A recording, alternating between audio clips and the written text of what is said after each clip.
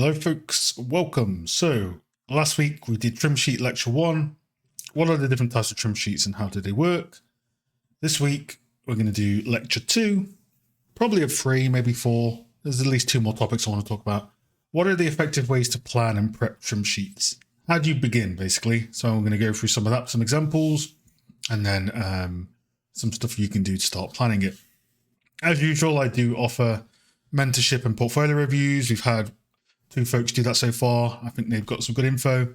Optional there to support channel, vice versa. Let's get into it. So we spoke about the types last week and what you can do, vice versa, blah, blah, blah. When you are making an environment, when do you start doing the trim sheet? Do you do it straight away? Do you do it after the reference gathering? What's the process? I'm going to show you the recommended process I would recommend. Recommended process I would recommend. Yeah, it doesn't make sense. I would show you what I recommend. We'll look at some awesome examples and basically structure you in a way where, it would be best to start your trim sheet. Again, this is just my opinion. There's lots of ways to do things. So how do you figure out what to add to the trim sheet is the first thing. So you know the concept of trim sheets. You know that they go left to right, or they're an atlas. How do you actually break it down? You break it down without ever going into 3D first.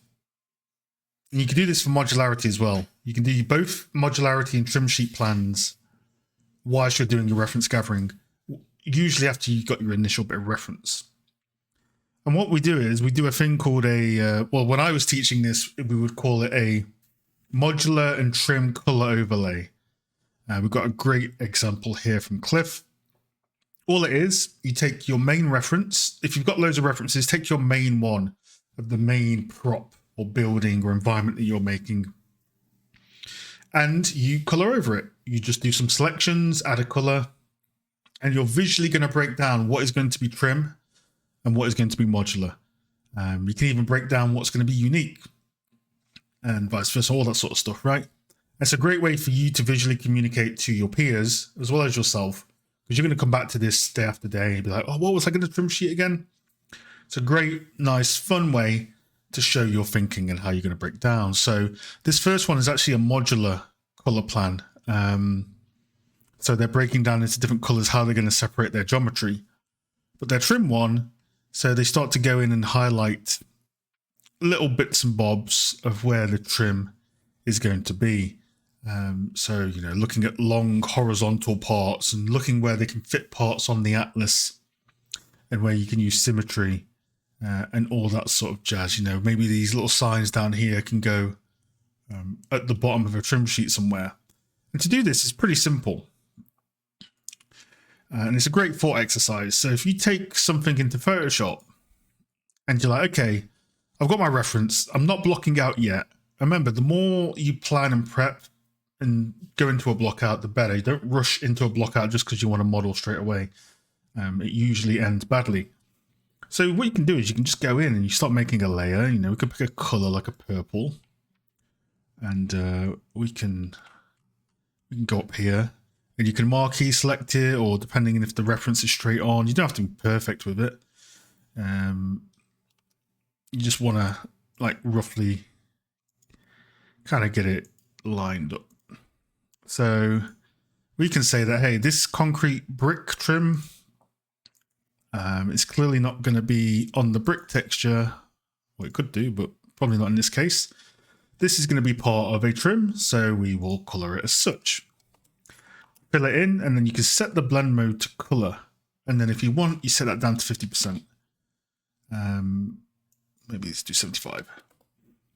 I like to do all the things. I know in that example we showed previously, it was just very quickly done, and that's fair enough. But I think strong pre-production and blockouts really make or break environments, because if you can go into a strong environment, pre-production, into production, you're working on an environment. Environments can take, 100 plus hours minimum, right? In a lot of cases.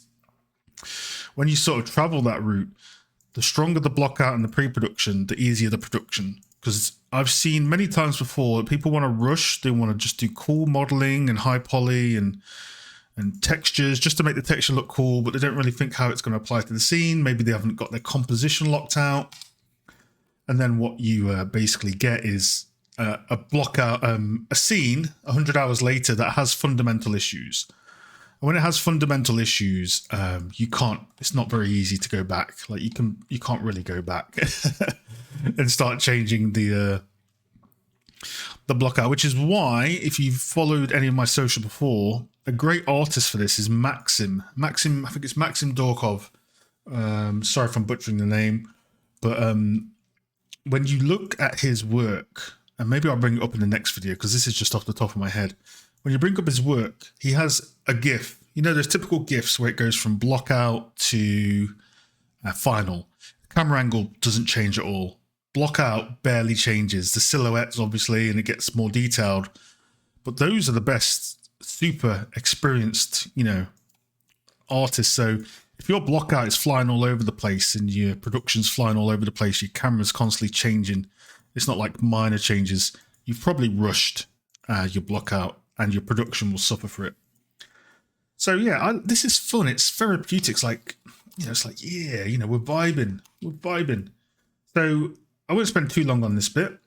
So already we can say that, hey, this concrete is going to be purple. And then we can make what we call a trim plan, like these, and we can make a slab of purple and say that's where the concrete's going to go. So this is an example from Vishal. I really like the way this chap plans out. So this is a really great method. So you make your plane, and I recommend you start off with a 200 by 200 centimeter plane, which is 2 meters by 2 meters. Map a 2048 texture to it, divide it up into different colors based on the height of the element you're going to need, and then just crop referencing. It doesn't need to line up, just crop the referencing to add to your pre-production. Again, you're not going to apply it, you're going to make proper textures for it, but it's a great way for you to start visualizing and planning out. Here's another one. So this person again is Kobus. You can see bright colors to break up, even with the Tyler balls and trim, right? Great planning to break up where things will go. You make the high poly, you bake it, add some textures. Or if you don't like doing multicolors, you don't have to. Here's one from Felix. Sorry, we got your name wrong. You can draw it. You can draw the lines between each bit and say what it's going to be. It might not be 100% exact, and that's 100% fine. But you are breaking down roughly where things will go, and that's important. So that's how you can start. Like, you need your reference first. You've gathered reference, prop reference, blah, blah, blah. And then once you've got your main image, spend a bit of time, spend an hour, 2 hours, just revel in the process. Make it look really neat, like we're, really nice and cool. Because the better you plan, the more it's going to pay off down the line. This is why I reckon when I was teaching, I had most of my students spend about 16 to 20 hours on a blockout. You might think that's crazy, but quick blockout for the first few hours, refining forms and comp. But when that was locked in, you spend a bit more on the blockout defining silhouettes and cameras. That's why it would take up to the 20. And when you have strong blockouts and they look good with nice lighting, like decent lighting and cameras, it's a great motivator for when you move forward with that sort of stuff. So yeah, concrete trim, maybe this brick trim, we can just make a slab of brick somewhere and tile that across stuff. Maybe it looks like it could be a similar material to this, right? So maybe we use the same material for this. And this is the last one I'll do because I don't want to make a whole video of me doing a modular color plan. I don't know, maybe like that, maybe you don't. But you do the whole image, right? And then once you've got the color plan, what do you do next? You go into blockout. You start blocking out. Spend that 16 to 20 hours. That's about 2 days. That's nothing, right? Two 8-hour days of getting your blockout ready, because when you can start making a trim sheet, or when do you start making a trim sheet, is when you have blockout. I do not recommend, and this is just my personal opinion, I don't recommend making a trim sheet before you have a blockout. Otherwise, you don't know if you don't have if you make a trim sheet without a block out, you don't know how it's going to map to things. Maybe if you're super experienced, you've gotten used to it of how you're going to map 2 meter trims and vice versa. But the best way is something like this. So if we look at Clara's work here, they're looking at the block out and doing a plan over it. The most effective way, I would say, is do a modular color plan or a trim color plan, do a block out for 16, 20 hours, refined with cameras, blah, blah, blah. Then do another color plan, a trim color plan on your block out. Just because things might change from what you do in block out to what you do from reference if you're not matching it one-to-one. So this is, again, a good example, just sketching in some rough ideas of where trims are going to go, and then doing a multicolor plan, which you map your high poly meshes to, and then bake down. Now, when you have a block out, you can actually go in and literally take faces of your block out and put them over the plane to get the dimensions. Or if you're being really modular, you know, let's say in this one, let's say that this was I don't know, like 100 centimeters high. You know, you could easily carve out 100 centimeters on a 200 by 200, right? So when you have the block out, you have an idea of the measurements, the size, and what needs to map over. And you can quite literally, when you have a block out, extract, and this is a great way to get it in textile density, by the way, which we'll cover more in next week's video, but you can literally take just any section of a face just to get the height. It doesn't matter, right? Take that face and copy it and put it onto the trim. And you automatically have the height. You can specifically make that piece to fit on this A7 piece. I'm going to show more of that next week, but the way to get perfect textile density on trim sheets is the trim goes literally onto the block out and is planned for the block out. You don't make the trim and plan it for random shapes. That comes afterwards naturally. But starting out, yes, you can take sections of face and just copy it over to your trim sheet and stretch it fully and then make your details on it. And then it's one-to-one. And that's a good way to do it. So if I was recommending a process for you, starting an environment, a diorama, anything with trim sheets, you make your modular and trim color overlay. You get reference, pick a reference, one or two, do a modular or a trim color overlay, either or both. Block out, spend time blocking out, define cameras, put some good lighting in, spend time crafting it so it's going to give you an easy production later on, or an easier production. As soon as your block out is respectable enough, has the right proportions, and you've had feedback on it, start making a trim sheet. You can do another modular or trim color plan on the block out if you want, and I recommend that. That's good. But if not, make a trim sheet. So make a 200 by 200 with a 2048, because that will put you in a textile density of 1024 per 1 meter, aka per 100 centimeters, which is current gen.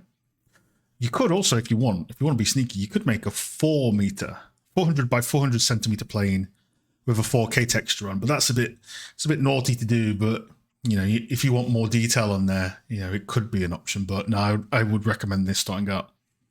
And then take parts of your block out to form the base of the trim sheet. If you want to block out a trim sheet, do it. Don't detail stuff straight away. Do a rough block out, get the trim sheet working. And if you want, you can literally map a block out of a trim sheet to your whole environment. Super quick, super low risk. Line everything up, make it tile. And then when it tiles, you go in and you add your edge loops, your high poly edge loops, your sculpting, your detail. And then if you do it, this is where you teach it, you block out your trim sheet, spend like a week doing your trim sheet block out, because there's lots of elements that you got to do, right? Map it to your block out and your geometry. And then if you update your trim sheet, click re-import, a week later, detail everywhere, and then you start refining your environment art and going into production. So those are some ways to effectively plan. Again, thank you to Felix, Cobus, Michelle, Cliff, Clara for the examples. So reference, color plan over the reference, block out, color plan over the block out if you want, and then use the block out to judge and create your trim sheet. And then from there, you get your any basic tutorial on how to make a trim sheet. model, make it, tile it, bake it.